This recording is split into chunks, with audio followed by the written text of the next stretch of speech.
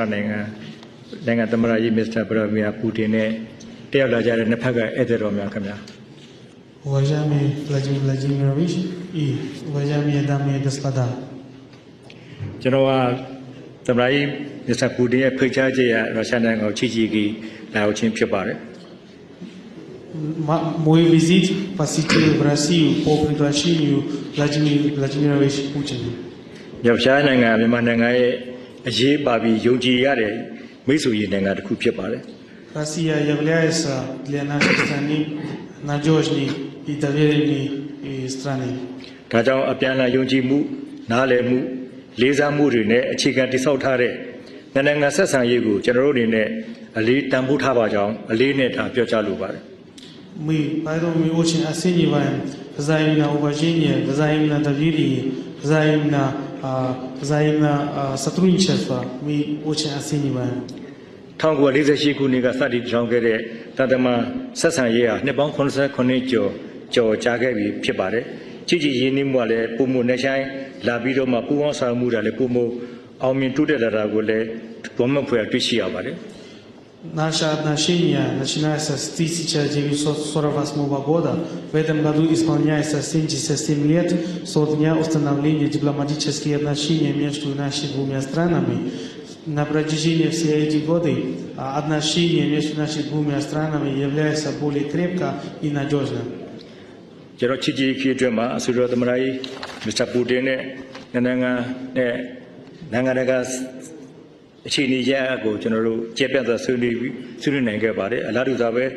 ဝန်ကြီးချုပ်မစ္စတာမီကယ်ဘီရှူစတင်နဲ့လွှတ်တော်ဥက္ကဋ္ဌနှစ်ဦးနဲ့လည်းတွေ့ဆုံပြီးတော့မှနိုင်ငံပူးပေါင်းဆောင်ရွက်စီဝါရေးမှုပူးပေါင်းဆောင်ရွက်ရေးနဲ့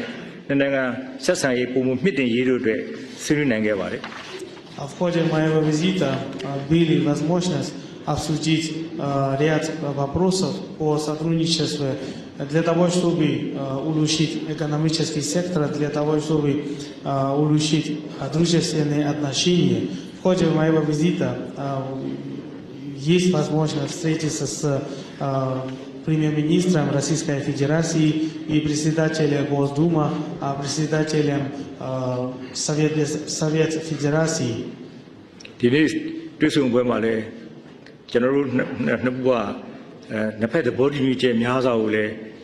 မြင့်တင်ဆောင်ရွက်နိုင်ပါတယ်အထူးသဖြင့်သမ္မတကြီးခုနကလည်းအသေးစိတ်အပြင်အားလုံးသိရှင်းပြပြီးဖြစ်ပါတယ် В ходе на этого встречи мы откровенно обсудили вместе с Владимиром Владимировичем, и я надеюсь, что с этого момента мы сможем улучшить отношения между нашими двумя странами. နှစ်ဖက်ယုံကြည်စိတ်ချစွာဆွေးနွေးမှုများကြောင့်သဘောတူညီချက်10ခုလည်းလက်မှတ်ရေးထိုးနိုင်ခဲ့ပါတယ် И также на этом мероприятии мы успешно подписали 10 договоренностей. ကျွန်တော်ရဲ့ခီးစီအတွက်မှာစိတ်ပီတာစပတ်မြို့နယ်နိုဗယ်စဗစ်မြို့တော်မှာမြန်မာကောက်ဆွေးဝေကျုံများကိုလည်းတရားဝင်ဖွင့်လှစ်သွားမှာဖြစ်တာကြောင့်နှစ်ဖက်အကြားပူးလူဖလှယ်မှုများနဲ့ပူးပေါင်းဆောင်မှုတို့လည်းဆက်လက်ပြီးတိုးချဲ့ဆောင်တောင်းနိုင်မယ်လို့ကျွန်တော်အနေနဲ့ယုံကြည်ပါတယ် Я в ходе моего визита планирую открыть генерального консульства в Санкт-Петербурге и в Новосибирске. Это позволяет улучшить и укрепить дружественные отношения и экономические отношения между нашими двумя странами.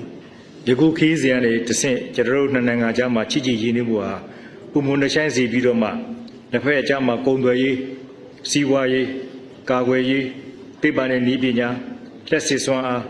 စက်မှုနဲ့စွမ်းအင်ကဏ္ဍတို့အပါအဝင်အကျိုးတူကဏ္ဍဆိုပူးပေါင်းဆောင်မှုတွေလည်းမကြာမီကာလအတွင်းမှာယခုတဲ့ပုံမှုတိုးတက်အောင်မြင်အောင်ဆောင်ရွက်နိုင်မယ်လို့အခိုင်အမာယုံကြည်ပါတယ်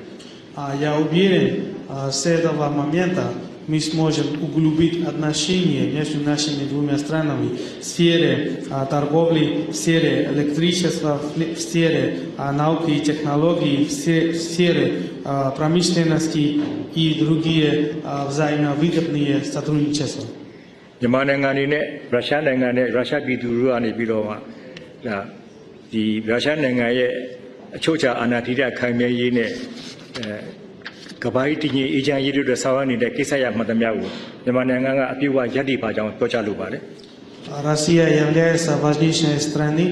для обеспечения баланса в мировой уровне. Поэтому со стороны Мьянмы полностью поддерживают за Россию. မြန်မာနိုင်ငံအနေနဲ့လည်းနိုင်ငံရေးမှချိန်မှာပြည်ပူဆောင်ရွက်နေတဲ့အချိန်မှာရုရှားနိုင်ငံဒေသတွင်းနဲ့နိုင်ငံတကာမျက်နှာစာတွေမှာမြန်မာနိုင်ငံပေါ်မှာစစ်စစ်မဲ့ပြတ်ထောက်ခံပေးမှုများတယ်လေကျေးဇူးတရှိပါကြောင်းအလေးနဲ့ကျွန်တော်ပြောချလိုပါတယ်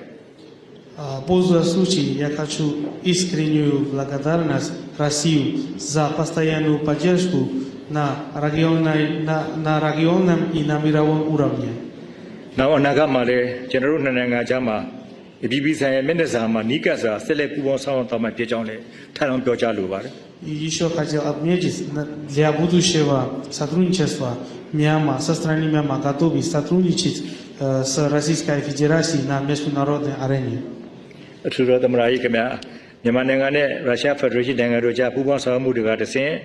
နိုင်ငံဆက်ဆံရေးပုံမှုတူတဲ့မြန်မာစီဖို့အတွက်ကျွန်တော်အနေနဲ့လူတို့ကကျူးပန်းဆောင်ရွက်သွားမှာဖြစ်ကြောင်းလည်းထပ်လောင်းဆန္ဒပြုပါတယ် Уважаемый господин президент,